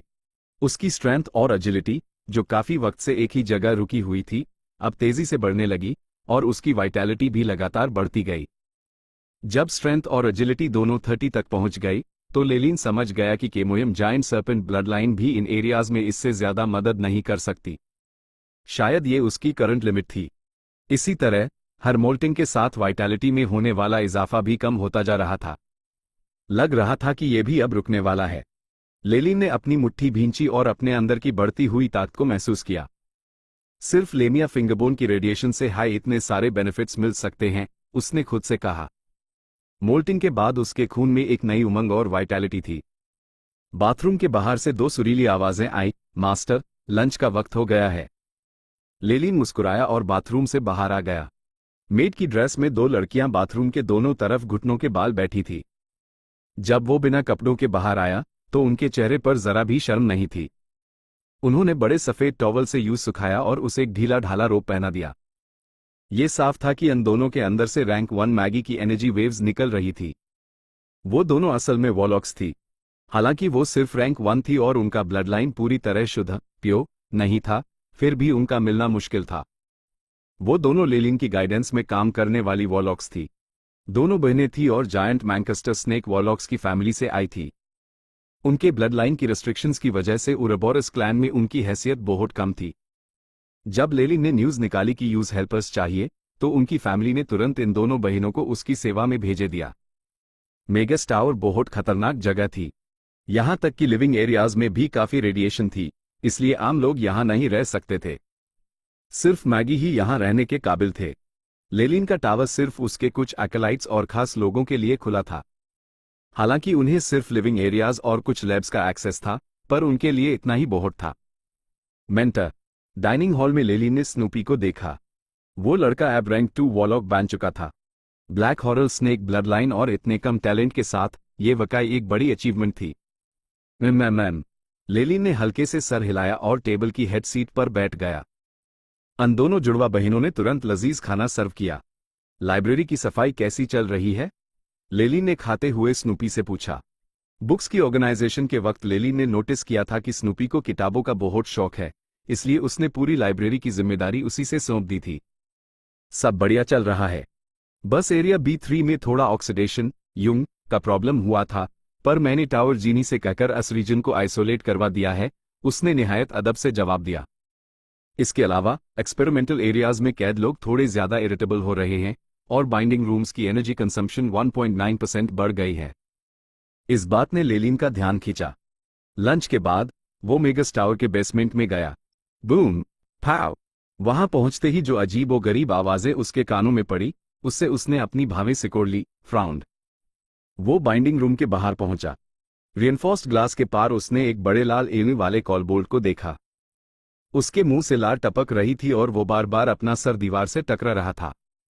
जब भी वो ऐसा करता, एक नीली बिजली की लहर, इलेक्ट्रिक करंट, उसके शरीर से टकराती और उसकी बीज खाल को जलाकर काला कर देती। लेलिन ने गुस्से में कहा, इसकी इंफॉर्मेशन निकालो। टावर जीनी ने लेलिन के सामने एक स्क्रीन प्रोजेक्ट की, जिसमें सर्जिकल रिकॉर्ड्स और सर्वेलेंस फुटेज की सारी डिटेल्स थी। Initial blood line strengthening experiment के बाद 8वें दिन से हिस्टीरिया, पागलपन के सिम्टम्स दिखने लगे। लेलिन अपनी थोड़ी चिन सहलाते हुए सोचने लगा, इस कॉलबोल्ट की अब और ऑब्जर्वेशन करने की जरूरत नहीं है, इसे खत्म करो और इसकी लाश डाइसेक्शन रूम में भेजे दो। Authority verified. कॉलबोल्ट को खत्म किया जा रहा है। टावर जीनी ने बिना किसी इमोशन के जवाब दिया। उसका सिस्टम लेलिन के ऑर्डर्स मानने के लिए ही बना था। स्विश, एक काली रोशनी चमकी और वो पागल कॉलबोल्ट तुरंत जमीन पर गिर गया। पलके झपकते ही वो खतरनाक कॉलबोल्ट जो रैंक 3 के इतने करीब था, बिना कोई मुकाबला किए मौत की नींद सो गया। फिर जेल के दरवाजे खुले और कुछ एडमेंटाइन पपेट्स मुर्दा कॉलबोल्ट को स्ट्रेचर पर लड़ाकर बाहर ले गए। स्टोरी और lore breakdown. 1. What really happened. Lelin पिछले 100 सालों से एक शांत जिंदगी जी रहा है, लेकिन ये सुकून सिर्फ ऊपर ऊपर से है। असल में वो अपनी लेबोरेटरी में इंसानों और क्रीचर्स पर खतरनाक एक्सपेरिमेंट्स कर रहा है, जैसे वो कॉलबोल्ट वाला सीन। उसका पूरा फोकस अपनी ब्लड लाइन को मैच्योर करने और अपनी ताकत बढ़ाने पर है। वो अब एक रैंक 3 वॉरलॉक बन चुका है और उसकी फिजिकल पावर्स, स्ट्रेंथ, एजिलिटी अपनी लिमिट तक पहुंच रही हैं। 2. Power system explanation. Hydrophase, rank 3, यह वॉरलॉक की प्रोग्रेस का एक एडवांस स्टेज है। इस स्टेज में स्पिरिचुअल फोर्स इतनी डेंस हो जाती है कि वो लिक्विड फॉर्म, हाइड्रो जैसा बिहेव करती है। लेलिन ने इससे अचीव करने के लिए हॉल्स जूल और एक खास स्पेल फॉर्मेशन का यूज किया। मोल्टिंग, केचुली छोड़ना। चूंकि लेलिन का blood line giant Kemoyam serpent, सांप का है, उसकी बॉडी अपग्रेड होने पर पुरानी स्किन छोड़ती है। हर मोल्टिंग के बाद उसकी स्ट्रेंथ एक्सपोनेंशियली बढ़ती है। लेमिया फिंगरबोन, ये एक एंशिएंट आर्टिफैक्ट है जिसकी रेडिएशन ब्लड लाइन को मैच्योर करती है।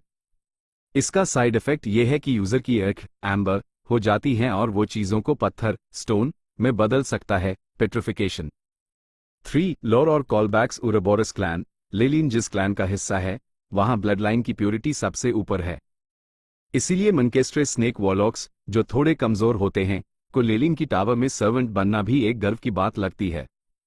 एआई चिप, लेलिन का पर्सनल सुपरकंप्यूटर जो उसके दिमाग में है।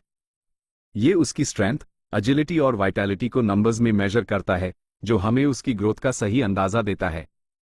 4. फॉरशैडोइंग। लेलिन ने नोटिस किया कि उसकी ब्लड लाइन बहुत ज्यादा रिच हो रही है और ये एक प्रॉब्लम बन सकती है। ये हिंट करता है कि आगे चलकर उसकी ह्यूमैनिटी खतरे में पड़ सकती है या फिर उसका शरीर इस हैवी ब्लड लाइन को संभाल नहीं पाएगा। Chapter and.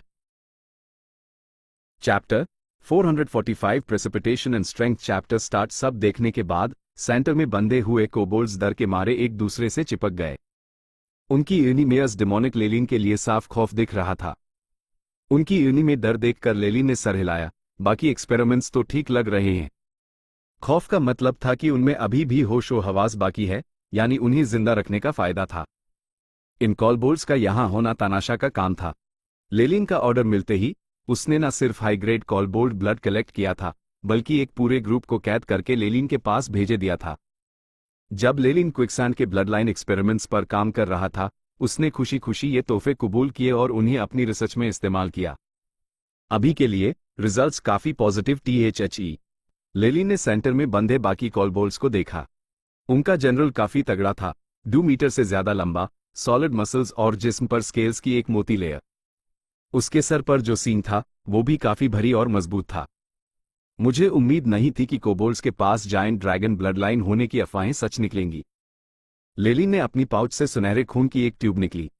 अस खून से एक ताकतवर ऑरा निकल रहा था। कोने में दुबे हुए कोबोल्ड्स ने भी एक साथ अपने सर उठाए और उस ट्यूब की तरफ देखने लगे। उनकी ईडी में एक अजीब सी तड़प थी। एंशिएंट रेड ड्रैगन का असली ब्लड लाइन। लेलिन ने गहरी सांस ली। अगर वो चाहता तो इस एंशिएंट ब्लड लाइन और ड्रैगन किंग्स मिस्टिक माइट की मेडिटेशन टेक्निक से किसी भी कॉलबोल्ट को पाल भर में एक खौफनाक first generation dragon blood line warlock बना सकता था। लेकिन जब तक वो इन पर काबू पाने के तरीकों पर रिसर्च नहीं कर लेता, ऐसा करना खुद के लिए मुसीबत खड़ी करने जैसा होता, जो वो बिल्कुल नहीं चाहता था। माना कि उसका अपना ब्लड लाइन फाइनलाइज हो चुका था, लेकिन क्विकसैंड ऑर्गेनाइजेशन के एक्सपेरिमेंट्स ने यूज काफी इंस्पायर किया था। एग्जाम्पल के तौर पर वो एक ऐसी टेक्निक में इंटरेस्टेड था जिससे किसी दूसरे ब्लड लाइन को इग्नाइट करके खुद को और ताकतवर बनाया जा सके।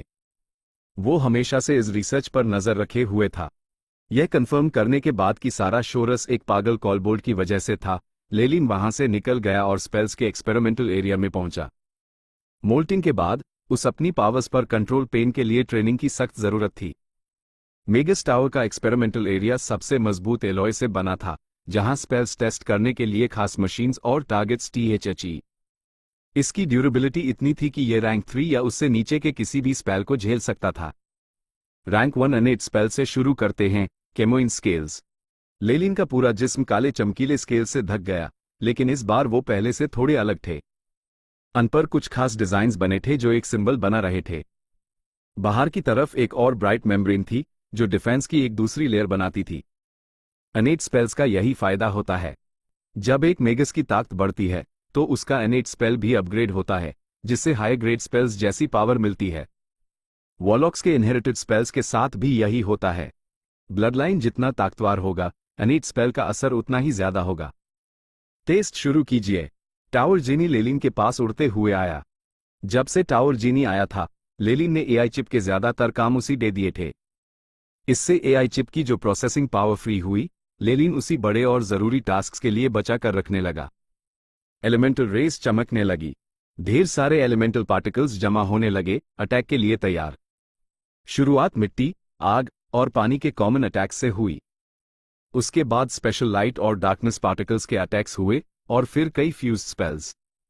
बिजली, ओले, हवा की तलवारें और आग के गोल लेलिन के जिस्म पर बरसने लगे और उनकी ताकत लगातार बढ़ती जा रही थी। Beige beige.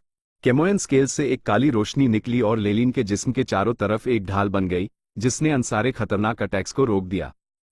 वो वायलेंट एनर्जी पार्टिकल्स लगभग 10 मिनट तक हमला करते रहे। फिर टावर जिनी की आवाज गूंजी। स्पेल रेजिस्टेंस टेस्ट पूरा हुआ। फिजिकल डिफेंस टेस्ट शुरू हो रहा है। कहते हाई स्पेल्स गायब हो गए और जमीन फट गई। अंदर से एडमेंटाइन पपेट्स निकले, जिनके हाथों में बड़ी तलवारें, कुल्हाड़ियां और भरी हथौड़े थे। उन्होंने लेलिन पर हमला शुरू कर दिया। अगले आधे घंटे तक वहां धमाकों की आवाज गूंजती रही। टावर जीनी ने अपने इनविजिबल पंख फड़फड़ाए और लेलिन के पास आकर रिपोर्ट दी। Kemoin scales defence test complete. एक न्यूमेरिकल रिपोर्ट सामने दिखने लगी। Giant Kemoin serpent warlock rank 1 innate spell Kemoin scales augmented rank 3 spell resistance 160 degrees, physical resistance 175 degrees. इतनी रेजिस्टेंस के साथ मैं आम रैंक 2 स्पेल से बिल्कुल महफूज हूं। लेलिन ने सुकून से सर हिलाया। इसके बाद आई ऑफ पेट्रिफिकेशन और टॉक्सिक बाइल की टेस्टिंग हुई। आई ऑफ पेट्रिफिकेशन की ताकत रैंक 2 के टॉप लेवल पर थी, हालांकि उसकी फाउंडेशन में कोई खास बदलाव नहीं आया था। दूसरी तरफ टॉक्सिक बाइल का जहरीला अटैक खामोशी से अपनी हद पार करके रैंक 3 के लेवल तक पहुंच चुका था। इस ब्लडलाइन स्ट्रेंथनिंग से मुझे बहुत फायदा हुआ है। अपने स्पेल्स को इतना ताकतवर होते देखकर लेलिन खुश हो गया। एक आम वॉलॉक अपनी ब्लडलाइन के दम पर ही आगे बढ़ता है, लेकिन लेलिन के साथ मसाला यह था कि वो वक्त से पहले एडवांस कर गया था और उसका ब्लडलाइन उसकी ताकत का साथ नहीं दे पा रहा था। इस वजह से उसके रैंक 1 और 2 स्पेल्स पीछे रह गए थे। लेकिन अब उसने आखिरकार अन सारे वॉलॉक्स की बराबरी कर ली थी जो सालों से मेहनत कर रहे थे। उसके इनेट स्पेल्स ऐप किसी से कम नहीं थे। अपने स्पेल्स टेस्ट करने के बाद लेलिन ने धीरे से पूछा, एआई चिप सिमुलेशन का क्या सीन है? Rank 3 spell derivation progress 98.9%। AI chip का जवाब सुनकर लेलिन मुस्कुरा दिया, बस होने ही वाला है। इस स्पीड से तो कुछ ही देर में स्पेल पूरा तैयार हो जाएगा। माना कि रैंक 3 स्पेल मॉडल्स बहुत कीमती होते हैं, पर लेलिन ने काफी सारे इंतजाम कर लिए थे। अपनी पुरानी फाइट्स याद करते हुए यूएसईवाई एक हाई प्रॉब्लम बार बार दिखी। उसके पास कई ट्रिक्स थी, पर अक्सर यूएसईवाई पोशंस, स्पेल्स और मीटर स्वॉट का सहारा लेना पड़ता था, तब जाकर दुश्मन ढेर होता था। ये सुनने में तो ठीक लगता है, पर सच तो यह है कि अगर दुश्मन इनमें से किसी भी चीज में उससे बेहतर निकलता तो जीतना मुश्किल हो जाता। सीधी बात यह थी कि उसके पास कोई शो फायर किलिंग मूव नहीं था। ऐसी ताकत या तो किसी बड़े डिमोनिक वेपन से आती है, या किसी तबाही मचाने वाले स्पेल से, या फिर किसी जानलेवा पोशन से। पर लेलिन के पास ऐसा कुछ नहीं था। नया डिमोनिक वेपन बनाना बहुत सर दर्द का काम था। पोशंस का भी वही सीन था, काफी महंगा मटेरियल लगता था और उनकी अपनी लिमिट्स थी। इसलिए काफी सोच विचार के बाद उसने एआई चिप को एक ऐसा पावरफुल स्पेल बनाने का काम दिया जो खास उसके लिए हो।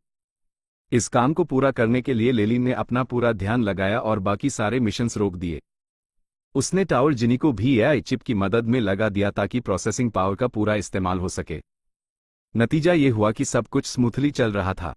लेटेस्ट एस्टिमेट्स के मुताबिक इस नए स्पेल की पावर कम से कम 300 डिग्रीज होगी। कॉमन क्रिस्टल फेज मैगी भी मुझसे पंगा लेने से डरेंगे और मॉर्निंग स्टार रेल्म तक ये काफी काम आएगा। ये सोचते ही लेलिन की ईद की चमक थोड़ी कम हुई और थोड़ा सन्नाटा छा गया। फॉरगॉटन लैंड के अस मिशन में उन्होंने morning star magus demon hunter Cyril से दुश्मनी मोल ली थी। माना कि सिरिल ने बदले का खुला ऐलान नहीं किया था, पर बहुत से रैंक 3 मैगी उसके करीब आने के लिए लेलिन को निशाना बनाना चाहते थे। उनमें से कई हाइड्रो और क्रिस्टल फेज के लोग थे। इसी प्रेशर की वजह से लेलिन ने खुद को अपने टेरिटरी में कैद कर लिया था और सिर्फ जरूरत पड़ने पर ही बाहर निकलता था। कभी कभार कुछ अनजान लोग बॉर्डर क्रॉस करने की हिम्मत करते थे, पर टावर जीनी उन्हें तुरंत पकड़ लेता। मेगस टावर की ताकत के साथ लेलिन की पावर रैंक 3 मैगी के बराबर हो जाती थी। इस वजह से उसने कई घुसपैठियों को आसानी से हरा दिया और उनकी मौत ने लेलिन का खौफ लोगों में बिठा दिया। धीरे धीरे लोगों ने उसके इलाके में आना बैंड कर दिया। फ्लैट स्पेल्स बनाने की ताकत के साथ लेलिन का कॉन्फिडेंस बढ़ गया था। उसी लगा कि अब वो टावर के बिना भी क्रिस्टल फेज मैगी से टक्कर ले सकता है। वक्त सही था। सच तो यह है कि एक ही जगह पर 100 साल तक बैंड रहना लेलिन के लिए काफी फ्रस्ट्रेटिंग था। इससे पहले मुझे उरोबोरस क्लैन का एक चक्कर लगाना पड़ेगा, शायद वहां कुछ काम की चीज मिल जाए। Few, astral stone. लेलिन ने दिमाग लगाया और फिर एक ठंडी सांस ली। नॉर्मली जब किसी के पास अपना मेगस टावर हो और वो हाइड्रोफेज तक पहुंच जाए तो वो खुद एस्ट्रल गेट्स पर एक्सपेरिमेंट्स शुरू कर सकता है, पर लेलिन ने अभी तक ऐसा कुछ नहीं किया था। वजह सिर्फ एक थी, एस्ट्रल स्टोन की कमी। यह एस्ट्रल गेट बनाने के लिए सबसे जरूरी चीज थी और मॉर्निंग स्टार मैगी के लिए एक बड़ा रिसोर्स। ये आमतौर पर नहीं मिलते थे और इनके बदले कोई बहुत ही कीमती चीज देनी पड़ती थी। अभी लेलिन के पास ऐसे कॉन्टैक्ट्स नहीं थे जो ये एक्सचेंज कर सकें। यहां तक कि वो आम चीजों की ट्रेडिंग के लिए भी तैयार नहीं था। ऐसा नहीं था कि उसके पास देने के लिए कुछ नहीं था, बल्कि मसाला ये था कि उसके पास जो चीजें थी, जैसे ancient red dragon blood line का एसेंस, वो उन्हें दुनिया के सामने नहीं लाना चाहता था। वो इन चीजों के बदले एस्ट्रल स्टोन्स तो ले सकता था, पर इससे बाकी मॉर्निंग स्टार मैगी की नजर अस पर पड़ जाती। सिरिल से पंगा लेकर पहले ही काफी मुसीबत थी, वो और दुश्मन नहीं चाहता था। दूसरी तरफ केशा ने चुपके से लेलिन से कांटेक्ट किया था और एस्ट्रल स्टोन्स के इंतजाम के बारे में बताया था। लेलिन को अब बस स्पेल का इंतजार था। स्टोरी और lore breakdown. 1. What really happened. Lelin ने अपनी फिजिकल और मैजिकल पावर्स का टेस्ट किया ताकि वो अपनी नई लिमिट्स जान सके। वो समझ गया है कि सिर्फ डिफेंस और छोटे मोट अटैक से काम नहीं चलेगा, उसी एक फिनिशिंग मूव चाहिए।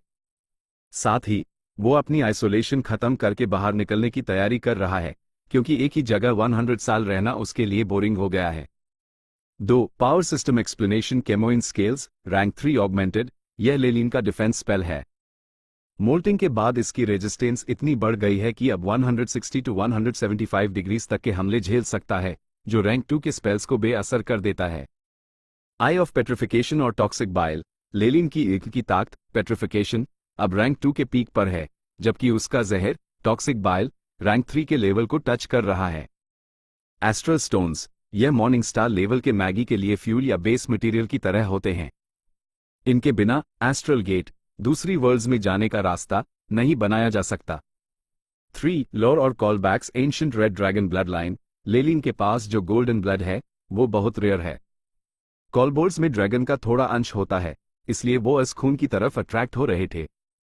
Daemon hunter Cyril. चैप्टर 445 में मेंशन हुआ कि सिरिल एक मॉर्निंग स्टार मेगस है जिससे लेलिन ने पंगा लिया था। इस डर से लेलिन इतने साल छुपा रहा। टावर जीनी।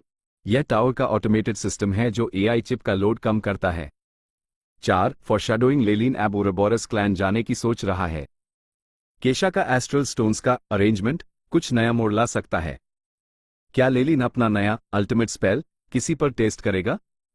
देखते हैं आगे क्या होता है। Chapter end. Chapter 446 azure mountain auction. Chapter start. Sister Kesha, आप तो पहले से भी ज्यादा प्रिटियर हो गई हैं। फॉस्फोरेसेंस स्वैम्प के अंदर उरोबोरस क्लैन का हेडक्वार्टर्स हमेशा की तरह बसलिंग था। कई ब्लडलाइन वॉलॉक्स यहां वहां आ जा रहे थे। जायंट केमोइन स्नेक के स्टैचू के नीचे लेलिन ने केशा को देखते ही पहचान लिया।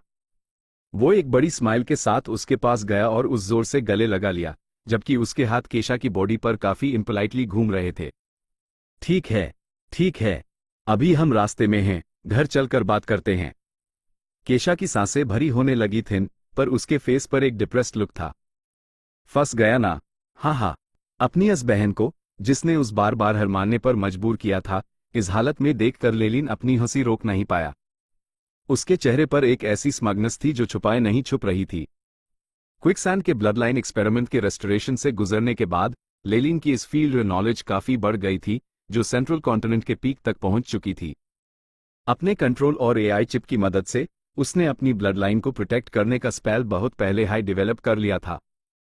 केशा के साथ कई रियल लाइफ कॉम्बैट टेस्ट्स के बाद इस फीमेल मेगस को यह मानना हाई पड़ा कि अगर उरोबोरस क्लैन की सारी फीमेल वॉरलॉक्स एक साथ भी आ जाएं और अपनी सारी सीक्रेट टेक्निक्स लगा दें, तब भी वो लेलिन का सीड हासिल नहीं कर पाएंगी। लेलन, जो अब इस मामले से बिल्कुल फ्री हो चुका था, बिना किसी फिक्र के एंजॉय कर रहा था। लेकिन केशा और बाकी सब उससे थोड़ा परेशान होने लगे थे। पिंक कॉटन क्विल्ट पर उनके रोमांस के निशान और पूरे कमरे में एक स्ट्रॉन्ग फ्रेग्रेंस फैली हुई थी। लेलिन ने अपनी अपर बॉडी को फ्लेक्स किया, जिससे उसकी फर्म और स्लीक मसल्स साफ दिख रही थीं। वो काउच पर हाफ रिक्लाइन पोजीशन में बैठा केशा की बातें ध्यान से सुन रहा था।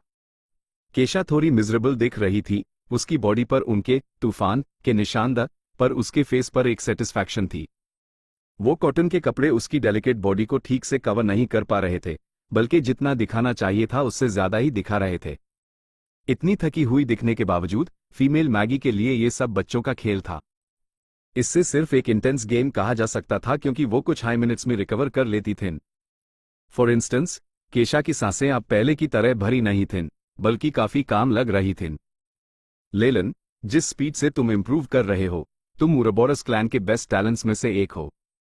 सिर्फ रोबिन ही तुम्हें पीछे छोड़ सकता है। सीरियस बात शुरू होते ही लेलिन ने अपना पुराना मजाकिया अंदाज छोड़ दिया और अब बड़े ध्यान से सुनने लगा। ब्रदर रॉबिन की सक्सेस इसलिए है क्योंकि वो वेल प्रिपेयर्ड थी, मैं उनसे अपनी तुलना कैसे कर सकता हूं? केशा की तारीफ के बदले लेलिन ने हल्के स्माइल के साथ अपना सर हिला दिया।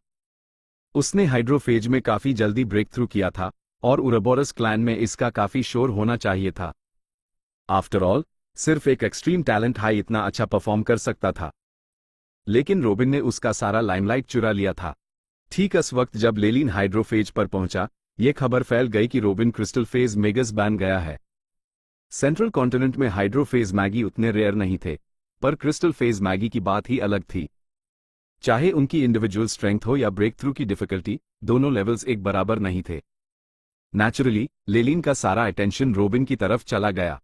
अपने दिल में लेलिन थोड़ा खुश था कि रोबिन ने सारा अटेंशन अपनी तरफ खींचा हुआ है। उस हमेशा से अंधेरे में रहकर अपना काम निकलने में मजा आता था और वो इस तरह शो ऑफ नहीं करना चाहता था। साथ ही यूज रोबिन के माथे पर वो ब्लैक मार्क याद आया। लगता है कि उसका breakthrough quicksand pocket dimension के इस हादसे से गहरा जुदा हुआ था। ड्यूक गिलबर्ट शायद इस बारे में कुछ जानते द, पर जाहिर है उन्होंने लेलिन को कुछ नहीं बताया। लेलिन सिर्फ गेस हाई कर सकता था। तुम दोनों हाई पावर्ड्स हो। केशा का एक्सप्रेशन थोड़ा उदास था और वो काफी गुस्से में लग रही थी। लेलिन और रोबिन को पिछले मिशन से काफी फायदा हुआ था, पर सिर्फ वही खाली हाथ रह गई थी। उसने तो अपने क्लैन के कई पावरफुल मेंबर्स भी खो दिए थे। और बुरा तो यह था कि जब उन्हें भगोड़े फ्यूजिटिव्स की तरह हंट किया जा रहा था, तो जिम्मेदारी उन तीनों पर ही थी। बड़े प्यार से लेलिन ने केशा की पतली कमर पर अपना हाथ रखा और यूज सॉफ्ट वॉइस में समझने लगा, ठीक है, ठीक है। ए फ्लैट तो 100 साल से ज्यादा हो गए हैं, वो लोग अब तक अपना पेशेंस खो चुके होंगे। कुछ देर रोमांस के बाद लेलिन ने आखिरकार वो सवाल पूछो जो इस सफर का उसका में मकसद था। वैसे तुमने पहले एक एस्ट्रल स्टोन का जिक्र किया था, वो क्या सीन है? वो हमेशा काम और मजा, प्लेजर के बीच एक क्लियर लाइन रखता था। जाहिर है केशा जानती थी कि इस टैलेंटेड भाई के साथ उसका रिश्ता सिर्फ एक छोटा सा लिंक है, और सिर्फ फायदे, बेनिफिट्स की वजह से ही वो उस अपने क्लैन की जंग के रथ, वॉर चैरियट से बांध सकती है। इसलिए उसने जल्दी से पूरी कहानी बताई। ऑक्शन? लेलिन की आईब्रोज थोड़ी चढ़ गई जब उसने ये सुना। हाँ। केशा ने लेलिन के शरारती हाथों को रोका नहीं, बस उसे एक घुर्की दी। अजूर माउंटेन सिटी में एक मॉर्निंग स्टार मेगस ने एक ऑक्शन होस्ट किया है। जैसे कि उस पता था कि लेलिन को समझ नहीं आया, केशा ने यूज डिटेल में समझाना शुरू किया। पता चला कि जब मैगी मॉर्निंग स्टार रेल्म में एंटर करते हैं, तो ऑर्डिनरी मटेरियल्स और रिसोर्सेस उन्हें सेटिस्फाई करने के लिए काफी नहीं होते। मॉर्निंग स्टार मैगी को हमेशा ऐसी चीजें चाहिए होती हैं जो एंशिएंट टाइम्स में काफी कीमती थीं, या फिर जो बहुत पहले खो चुकी हैं। यह ट्रेजर्स मैजिक क्रिस्टल से नहीं खरीदे जा सकते थे, इसलिए प्राइवेट एक्सचेंज और बार्टर ट्रेड, सामान के बदले सामान, हाई मेन जरिया बन गया था। अजूर माउंटेन सिटी के फाउंडर अजूर माउंटेन किंग एक न्यूट्रल मॉर्निंग स्टार मेगस थे। उनका क्लैन इस रीजन में होने वाले लगभग आधे ऑक्शंस को कंट्रोल करता था। हर 10 साल या उससे ज्यादा वक्त में अजूर माउंटेन सिटी के हेडक्वार्टर्स में एक ग्रैंड ऑक्शन रखा जाता था। उस वक्त कई रेयर ट्रेजर्स सामने आते थे जो बहुत सारे मैगी को अपनी तरफ अट्रैक्ट करते थे। और इस ऑक्शन के पीछे वो महान अजूर माउंटेन किंग एक छोटा सा प्राइवेट एक्सचेंज मीटिंग भी ऑर्गेनाइज करते थे। इस सीक्रेट मीटिंग में एंट्री का लेवल बहुत हाई था। ऑर्डिनरी रैंक 3 मैगी वहां नहीं जा सकते थे, और यहां तक कि हर साइड के मॉर्निंग स्टार मैगी भी छिप कर आते थे ताकि अपनी काम की चीजें ढूंढ सकें। अगला अजूर माउंटेन ऑक्शन जल्द हाई शुरू होने वाला है। मुझे खबर मिली है कि वहां कोई एक फिस्ट मुट्ठी के साइज का एस्ट्रल स्टोन बेचना चाहता है। केशा ने पूरा मामला डिटेल में बताया। और लेलिन, अगर तुम ऑक्शन से खाली हाथ भी लौटे तब भी तुम बाद में एक्सचेंज मीटिंग में अपनी किस्मत आजमा सकते हो। इतने सारे हाई रैंक्ड मैगी वहां होंगे तो पक्का किसी ना किसी के पास एस्ट्रल स्टोन्स होंगे ही। बस शर्त यह है कि तुम्हारे पास कोई ऐसी आइटम हो जो सामने वाले को अट्रैक्ट कर सके। एक्सचेंज मीटिंग कब शुरू होगी? मुझे एंट्री कैसे मिलेगी? और वहां क्या रिस्ट्रिक्शंस हैं? जाहिर है लेलिन का इंटरेस्ट इस एक्सचेंज मीटिंग में काफी बढ़ गया था। उसने वैसे भी बहुत सारी चीजें जमा कर रखी थीं जिन्हें वो मैजिक क्रिस्टल्स या दूसरे रॉ मटेरियल्स के लिए बेचना चाहता था। ऑक्शन खत्म होने के बाद एक्सचेंज मीटिंग शुरू होगी। जब तक तुम अजूर माउंटेन सिटी की बॉर्डर्स में हो, हाई रैंक्ड मैगी जिनका लेवल मैच करेगा उन्हें इनवाइट किया जाएगा। और फिक्र मत करो, पूरी मीटिंग एनोनिमस होगी। अजूर माउंटेन किंग खुद इस बात की गारंटी देते हैं कि बाद में कोई लफड़ा नहीं होगा। एक न्यूट्रल मॉर्निंग स्टार मेगस की जुबान की पूरे सेंट्रल कॉन्टिनेंट में एक इज्जत थी जिसने लेलिन को सुकून दिया। ऐसा लग रहा था कि मटेरियल्स की जो प्रॉब्लम यूज परेशान कर रही थी उसका सॉल्यूशन अजूर माउंटेन सिटी में मिलने के बहुत हाई चांसेस हैं। वैसे भी इतने टाइम तक लो प्रोफाइल रहने और छुप कर रहने के बाद अब बाहर निकलकर घूमने का वक्त आ गया था। लेलिन का मूड अब एकदम सेट था। उसने केशा को फिर से एक नए मुकबल वॉर के लिए खींच लिया। Marquis लेलिन। Good afternoon marquis लेलिन। Headquarters के रास्ते में लेलिन के चेहरे पर एक स्माइल थी जब वो वहां से गुजरने वाले रॉयल वॉलॉक्स को ग्रीट कर रहा था। कभी कभी वो सर हिलाकर जवाब देता जिससे लो रैंक्ड वॉलॉक्स एकदम खुश हो जाते। ए फ्लैट तक वो उरोबोरस क्लैन में काफी फेमस हो चुका था। गिलबर्ट का डिसाइपल होना और हाइड्रोफेज मेगस बनने का टैलेंट तो सेकेंडरी था, उसके फेमस होने की असली वजह उसकी सीड प्रोटेक्शन टेक्निक थी। केशा और वॉलॉक मिरेंडा के साथ टेस्ट के बाद उरोबोरस क्लैन की क्रेजी औरतें अब लेलिन को ज्यादा परेशान नहीं करती थीं। अगर उन्हें सिर्फ मजा चाहिए होता तो उनके पास बहुत सारे boy toys, the rough, weak, हर तरह के डेलिकेट लड़के। उन्हें लेलिन को टांग करने की जरूरत नहीं थी। यहां तक कि कई मेल वॉलॉक्स भी लेलिन के पास बड़ी ऑफर्स लेकर आए थे, इस उम्मीद में कि वो उन्हें अपनी रिसर्च के रिजल्ट्स दे देगा। बिना किसी शक के लेलिन ने अन सबको माना कर दिया। उरोबोरस क्लैन की औरतों को नाराज करने का डर हाई लेलिन को पीछे हटाने के लिए काफी था, और ऊपर से उसकी ब्लडलाइन रिसर्च चोरी होने का खतरा भी था। वो इसे अपने लिए उस कर सकता था, पर अगर उसने इसे फैला दिया तो वो क्लैन की सारी औरतों से पंगा ले लेता। लेलिन इतना बड़ा बेवकूफ नहीं था। दूर से लेलिन ने किसी जाने पहचाने को देखा और तुरंत ग्रीट करने गया, गुड डे मिस मिरेंडा। अरे सर लेलिन, हाँ, आज मौसम बहुत अच्छा है ना। ओ, मुझे याद आया, मुझे एक एक्सपेरिमेंट करना है, प्लीज एक्सक्यूज मी। मिरेंडा हल्का सा हंसी और बहाना बनाकर तुरंत वहां से निकल गई। उसके जाते हुए देखकर लेलिन ने अपनी उंगलियां ऐसे घुमाई जैसे उस मिरेंडा की वो खुशबू याद आ रही हो जब वो बेड पर थी। उसके लबों पर एक स्mirk आ गई। पिछले बार उसने मिरेंडा की हालत बहुत खराब कर दी थी। ए फ्लैट लगता है मिरेंडा के दिल में उसके लिए थोड़ा डर बैठ गया है। लेलिन घूमते हुए गिलबर्ट के विला के सामने पहुंचा। वो नॉक करने ही वाला था कि दरवाजा अचानक खुला और एक शख्स बाहर निकला जो लगभग लेलिन से टकरा ही गया था। Brother robin. लेलिन ने रॉबिन को ध्यान से देखा। उसके बॉडी से क्रिस्टल फेज की एनर्जी वेव्स साफ पता चल रही थीं।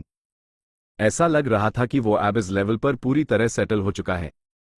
इसके अलावा रॉबिन के माथे की वेन्स पहले से ज्यादा मोटी और साफ दिख रही थीं, और वो ब्लैक मार्क एक अजीब चमक के साथ फ्लैश कर रहा था। लेलिन। रॉबिन मुस्कुराया। उसके फेस की मसल्स थोड़ी स्टिफ लग रही थीं, जैसे उसने बहुत वक्त से स्माइल ना की हो। मुझे थोड़ा काम है, मैं निकलता हूँ। मेंटर अंदर ही हैं। रोबिन ने लेलिन से कुछ बातें की और जल्दी में वहां से चला गया। रोबिन को जाते हुए देखकर लेलिन गहरी सोच में डूब गया। स्टोरी और lore breakdown. 1. What really happened. Lelin ने अपनी सीड प्रोटेक्शन टेक्निक डेवलप कर ली है, जिसकी वजह से उरोबोरस क्लैन की फीमेल वॉलॉक्स, जो मेल वॉलॉक्स का सीड चुरा कर अपनी ब्लड लाइन इंप्रूव करती हैं, अब उससे डरती हैं या थोड़ी फ्रस्ट्रेटेड हैं। केशा ने लेलिन को अजूर माउंटेन ऑक्शन के बारे में बताया है, जहां यूज एस्ट्रल स्टोन मिल सकता है, जो उसके अगले बड़े प्रोजेक्ट के लिए जरूरी है। 2. Power system explanation. Hydrophase vs crystal phase. ये रैंक 3 मैगी के स्टेजेस हैं। Lelin hydrophase liquid state energy पर है, जबकि Robin crystal phase solidified energy पर पहुंच चुका है। क्रिस्टल फेज बहुत ज्यादा पावरफुल और मुश्किल स्टेज है। Morning star magus rank 4।